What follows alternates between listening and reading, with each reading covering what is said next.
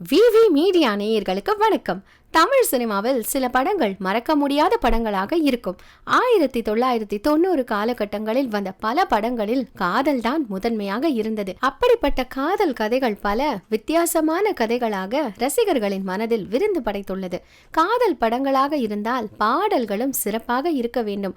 அப்படி ஒரு காதல் பாடலில் திளைத்து மனதை மயக்கிய படம்தான் நீ வருவாய் என.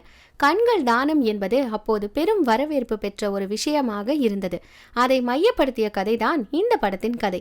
தான் காதலித்து திருமணம் செய்து கொள்ள இருந்த அஜித் ஒரு விபத்தில் இறந்து போக, அதே பஸ்ஸில் விபத்துக்குள்ளான பார்த்திபன் கண்கள் இழக்கப்பட எதேச்சியாக அஜித்தின் கண்கள் பொருத்தப்படும் பார்த்திபனுக்கு. இதை தெரிந்து கொண்ட தேவயானி பார்த்திபனுடைய கண்களை மட்டும் காதலிப்பாள். மனதை நேசிக்காமல் கண்களை மட்டுமே நேசித்த ஒரு பெண்ணின் காதல் கதைதான் இந்த நீ வருவாய் என.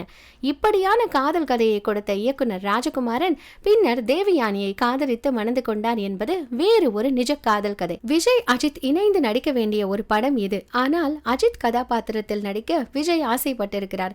அதை மாற்ற விரும்பவில்லை என இயக்குனர் ராஜகுமாரன் ஒரு பேட்டியில் குறிப்பிட்டிருக்கிறார். பின்னர் பார்த்திபன் தான் அந்த கேரக்டரில் நடித்திருக்கிறார். சிறப்பு தோற்றமாக இருந்தாலும் அஜித்தின் அழகான நடிப்பு அனைவரையும் ரசிக்க வைத்தது. பார்த்திபன், தேவயானி, ரமேஷ் கண்ணா போன்ற கதாபாத்திரங்களும் மக்கள் மனதில் பேசப்பட்டன. பல சுவாரஸ்யமான பார்த்திபன் டச் கொண்ட காதல் வசனங்களும் எஸ்.ஏ. ராஜகுமாரின் இசையில் அமைந்த இனிமையான பாடல்கள் இந்த படத்தின் வெற்றிக்கு முக்கிய காரணமாக அமைந்தது.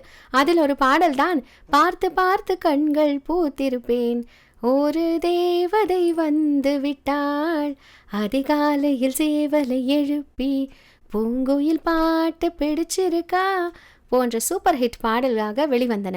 1999 ஆண்டு ஆகஸ்ட் 14 வெளிவந்த இந்த படம் இப்பொழுது 25வது ஆண்டு பூர்த்தி செய்திருக்கிறது. இதற்கிடையே ஒரு பேட்டியில் இயக்குனர் ராஜகுமாரன் நீ வருவாய் என பார்ட் 2 எடுக்க திட்டமிட்டிருக்கிறாராம். அதில் தேவயானி தம்பி நகுல் நடிப்பாரா என்ற நிருபர் கேள்விக்கு கண்கள் அழகாக, முகம் அழகாக, ஹானஸ்டாக நடிக்க தெரிந்த ஒரு புதுமுக நடிகர் நடிப்பார் என்று சூசகமாக பதில் சொல்லியிருக்கிறார் ராஜகுமாரன்.